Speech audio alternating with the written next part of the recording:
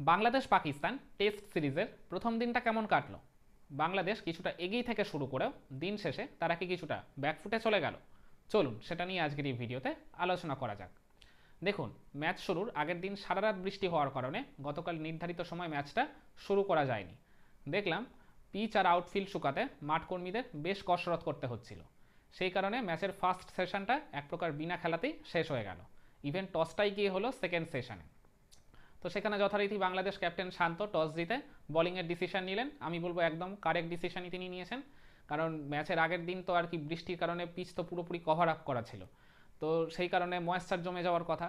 তো আসলে আপনি যতই রোল ওভার করেন না কেন পিচে, ময়েশ্চার কিছুটা থেকেই যায়, আর এই কন্ডিশনটা সবচেয়ে বেশি কাজে লাগায় পেস বোলাররা। সেটাই আমরা দেখলাম ইনিংসের শুরুর দিকে বাংলাদেশের পেসাররা একদম পাকিস্তানি ব্যাটারদের একদম প্রবলভাবে চেপে ধরলেন। ইনিংসের ফোর্থ ওভারে হাসান মাহমুদের একটা আউট সুইংয়ে এখানে পুরোপুরি বিট হলেন আবদুল্লা শাফি, আর তিনি ক্যাচ দিয়ে দিলেন গালিতে। এখানে চমৎকার একটা ক্যাচে একদম ব্লাইন্ড সাইডে আর কি জাম্প করে আর কি ফেরালেন তাকে জাকির হাসান।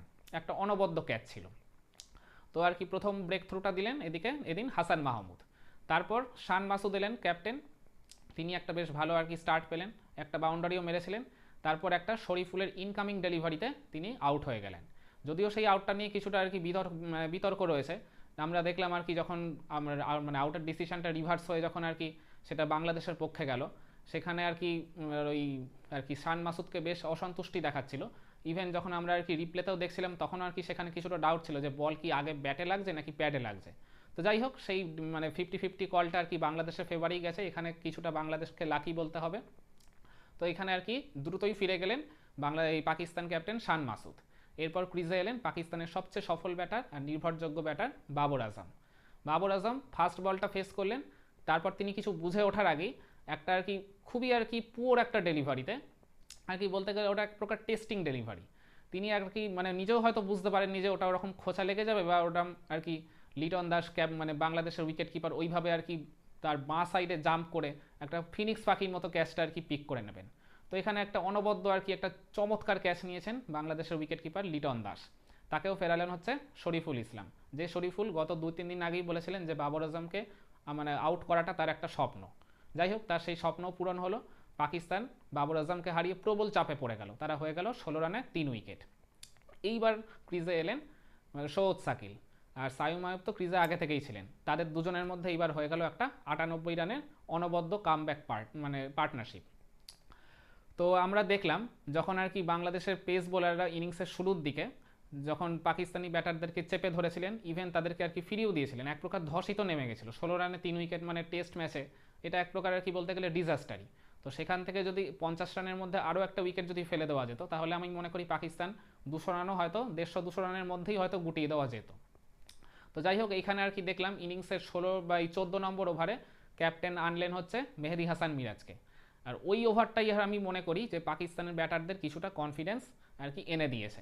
কারণ ফার্স্ট বলেই দেখলাম সৌদ সাকিল একটা স্লক সুইপ করে তাকে 4 মারলেন, সেকেন্ড বলে একটা আর কি সিঙ্গেল নিলেন, থার্ড বলে ওই সাইম আয়ুবি একটা এক্সট্রা কাভারের উপর দিয়ে তাকে চমৎকার ইনসাইড আউট শটে 6 মারলেন।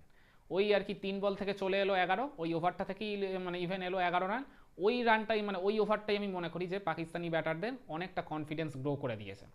তো তারপর আর কি মিরাজের আরও আর কি তারপর আরও ওই স্পেলে আরও 2টো ওভার তিনি কন্টিনিউ করেছেন। ওই 3 ওভার থেকে তিনি দিয়েছেন মোট 20/21 রান।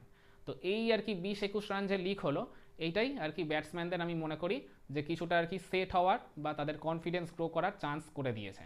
তো আমি এদিন মনে করছিলাম যে বাংলাদেশ একজন হয়তো সিমার কম নিয়ে খেলছে। তো এই দিন 98 রানের জুটি হয়ে গেল সাইম আয়ুব আর সৌদ সাকিলের মধ্যে। তো তারা আর কি লাস্ট মানে ফাইনাল সেশনে গিয়ে সাইম আয়ুবের উইকেটটা তুললেন হাসান মাহমুদ। তো হাসান মাহমুদের আর কি মানে একটা খুবই একটা মানে একটা ফুল লেন্থ ডেলিভারি ছিল, সেটা আর কি তিনি ড্রাইভ করতে গিয়ে স্লিপে মানে ক্যাচ দিয়ে ফিরে এলেন। তো পাকিস্তানের রান হয়ে গেল 114-এ 4 উইকেট। তারপর ক্রিজে এলেন মোহাম্মদ রিজওয়ান। তো রিজওয়ান আর সৌদ সাকিলের মধ্যেও একটা 44 রানের এখনও অপরাজিত একটা পার্টনারশিপ কিন্তু রয়ে গেছে। তো যাই হোক, দিন শেষে আর কি পাকিস্তানের স্কোর হচ্ছে 158-এ 4 উইকেটে, 41 ওভার মাত্র খেলা হয়েছে, মানে অর্ধেক আর কি বলতে গেলে অর্ধেকেরও কম খেলা হয়েছে এই দিন। তো কিন্তু মানে 16 রানে যেখানে 3 উইকেট চলে গেছিলো, সেখানে 158-এ 4 মানে আমি মনে করি যে বাংলাদেশ পাকিস্তানকে চেপে ধরেও আর কি সেই মানে চাপটা সৃষ্টি করে রাখতে পারেনি। তো এখানে পরপর দুটো পার্টনারশিপ হয়ে গেছে, একটা 98 আর একটা 44, এখনও নট আউট, এখনও কিন্তু তারা ক্রিজে খেলছে দুজনেই। আর আমরা দেখলাম একদম আর কি লাস্টের 39 নম্বর ওভারে আর কি ক্যাপ্টেন আর কি অ্যাটাকে এনেছেন সাকিবকে।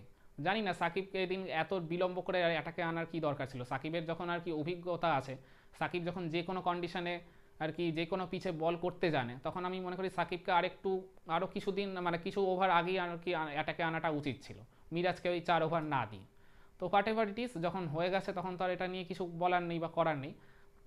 তো আর কি আরেকটা জিনিস খেয়াল করে দেখলাম, এই ফার্স্ট যখন আর কি পিচ তো পুরো একদম গ্রিনিশ উইকেট, একদম আর কি মুভমেন্ট আর কি পেস বোলারদের একদম বলতে গেলে প্যারাডাইস।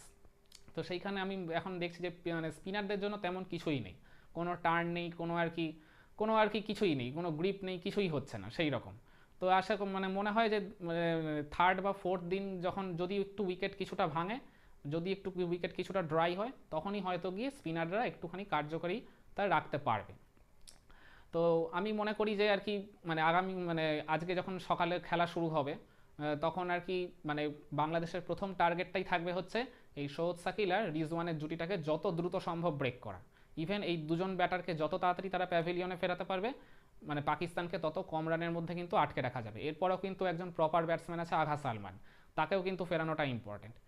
এরপর কিন্তু যে আছে তারা 4জন পেস বোলার, কিন্তু পেস বোলার হলেও শাহিন শাহ আফ্রিদি আর নাসিম শাহ কিন্তু দুজনেই আবার টুকটাক ব্যাটিং করতে জানেন। তারা যদি আবার 20-25 রান করে যদি করে ফেলে, যদি এরকম ছোটো ছোটো 20 রান 25 রান কেউ 15 রান বোলাররা যদি এইভাবে কন্ট্রিবিউট করে দেয়, তাহলে কিন্তু রানটা অনেকটা মানে বেড়ে যাবে। তো আমি মনে করি বাংলাদেশের কালকে টার্গেটই থাকবে পাকিস্তানকে যেন তেন প্রকারে 250 রানের মধ্যে বেঁধে রাখা, খুব বেশি হলে রানটা 260-70 বা ম্যাক্সিমাম 300-র মধ্যে বেঁধে ফেলা। তার বেশি হয়ে গেলে কিন্তু সেখানে আর কি মানে বাংলাদেশি ব্যাটারদের কিন্তু পাকিস্তানি বোলারদের রিপ্লাই দেওয়া কিন্তু খুব ডিফিকাল্ট হয়ে যাবে, কারণ আমরা জানি পাকিস্তান 4-4জন ফ্রন্টলাইন পেস বোলার এই ম্যাচে খেলাচ্ছে। তো সেখানে আর কি কিছুটা স্ট্রাগল হলেও তারা করতে পারে বাংলাদেশের টপ অর্ডার বা মিডিল অর্ডার, আমি যেটা নিয়ে আগের একটা ভিডিওতে বলেছিলাম। তো ওইটাই টার্গেট থাকবে যে আজকে আর কি যত দ্রুত সম্ভব পাকিস্তানের আর কি উইকেটগুলো ফেলে দেওয়া, স্পেশালি এই পার্টনারশিপটা যেখানে অলরেডি 44 রানের একটা জুটি করে ফেলেছে রিজওয়ান আর শাকিল। আর আচ্ছা, আরেকটা কথা আমি বলে রাখি যে এই একদম আর কি লাস্টের আগের ওভারে যখন নাহিদ রানা বল করছিলেন, তখন একটা তিনি চান্স ক্রিয়েট করেছিলেন, একটা আর কি বলতে গেলে বেশ ভালো মতোই চান্স ক্রিয়েট করেছিলেন, কিন্তু তিনি আনলাকি যে স্লিপ আর গালির মাঝখান দিয়ে বলটা আর কি গলে গেল। এই দিন আর কি তিনি চান্সটা ক্রিয়েট করেছিলেন সৌদ সাকিলকে, তিনি একটা ওই ড্রাইভ করতে গেছিলেন, একদম সেম সিনারিও ছিল, হাসান মাহমুদ যেভাবে আর কি সাইম আয়ুবকে ফিরিয়েছিলেন একদম সেম সিনারিও ছিল, কিন্তু শুধু তফাৎটা হয়ে গেছে ওখানে একটা ফিল্ডার একটা স্লিপ কম ছিল বলে ফার্স্ট স্লিপ আর গালির মাঝখান দিয়ে বলটা গলে গেছিলো, না হলে ওই দিন ওই উইকেটটাও কিন্তু পঞ্চম উইকেটের পতন কিন্তু হতেই পারতো। তো যাই হোক, তো আপনারা কি মনে করছেন যে বাংলাদেশ আজকের দিনে বা আগামী দিনগুলোতে কেমন পারফর্ম করতে পারে? তো জানিয়ে দিন আপনাদের মূল্যবান মতামত কমেন্ট বক্সে।